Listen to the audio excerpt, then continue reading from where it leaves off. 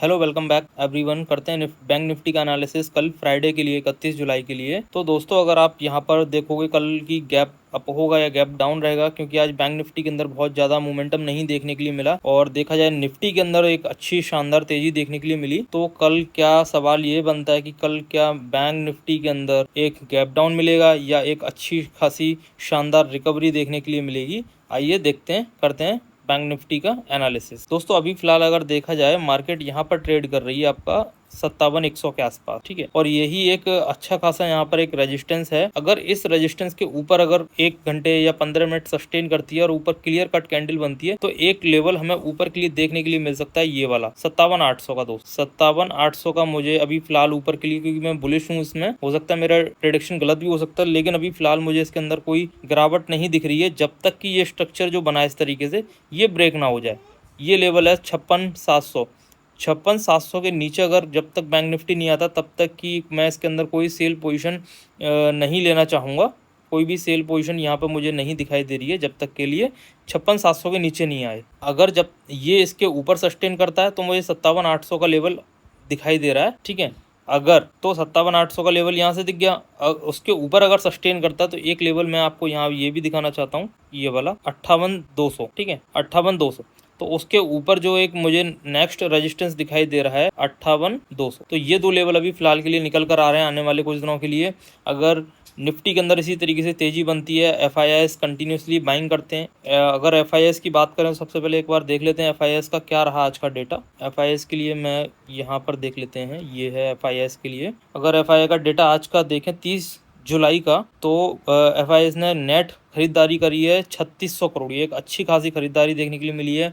और डीआईएस ने 1800 करोड़ की सेलिंग करी है। तो नेट मतलब जो नेट है वो नेट बाइंग आई है 1800 करोड़ की, आप यहाँ देख सकते हो। और टोटल अब तक 26,000 करोड़ एफआईआई प्लस डीआईआई का मिलाकर यहाँ पर नेट बाइंग हो चुकी है। इस मंथ में कंटिन्यूसली बाइंग आ रही है। अगर आप देखोगे 24 तारीख से, 24 तारीख को ये है, 24, 25, 26 कंटिन्यूसली बाइंग आ रही। तो एक पॉजिटिव संकेत मुझे यहाँ पर दोस्तों दिखाई दे रहा है। तो ये लेवल तो मैंने आपको ऊपर के लिए बता दिए हैं, ठीक है। अगर ये इसके ऊपर यहाँ पर सस्टेन करता है तो सबसे 57,100 के ऊपर अगर सस्टेन करता है तो पहला जो रेजिस्टेंस मुझे यहाँ पर दिखाई देगा 58,200, और एक लेवल ये है इसके नीचे जस्ट 57,800, ठीक है। तो ये दो लेवल मुझे यहाँ पर दिखाई दे रहे हैं। ये दोनों लेवल मैंने मार्क कर दिए इस तरीके से, ये वाला लेवल, ठीक है। तो अभी फ़िलहाल के लिए मुझे यही दिखाई दे रहा है इसके अंदर। अभी नेगेटिव साइड में जब तक कि 56,700 को नीचे ब्रेक नहीं करता है इस वाले लेवल को, तब तक कुछ नहीं कह सकते हैं इसके अंदर। अगर किसी ग्लोबल क्यूज़ के कारण अगर मार्केट इस लेवल से नीचे निकलने की कोशिश करती है, ये जो लेवल है आपका 56,700, मैं आपको ऑलरेडी बता चुका हूँ, 56,700 के नीचे अगर मार्केट निकलने की कोशिश करती है तो एक यहाँ पर आपको पैनिक सेलिंग देखने के लिए मिल सकती है। सबसे पहला एक छोटा इमीडिएट जो मुझे सपोर्ट दिखाई दे रहा है वो आपका ये वाला है 56,200, 56,200।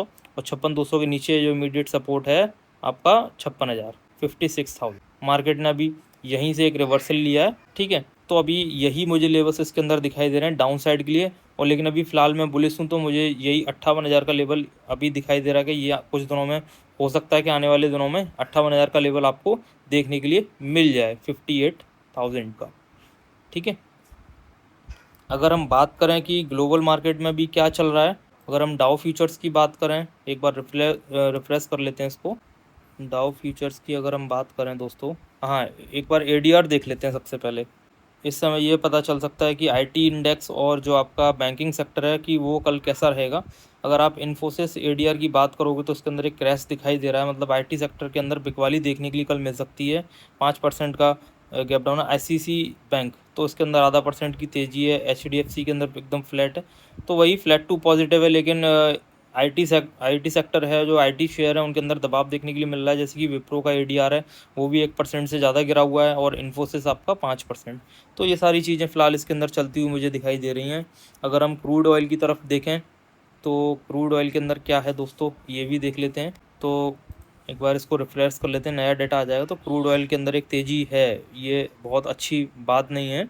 लेकिन जब तक ये ऊपर का सेटलमेंट नहीं होगा, ग्लोबल टेंशन जो बनी हुई है दोस्तों, उसकी वजह से क्रूड ऑयल के अंदर, हाँ अभी ये रिफ्रेश हो चुका है तो 84, 80, 90 मतलब कि थोड़ा सेटल डाउन होने की कोशिश कर रहा है।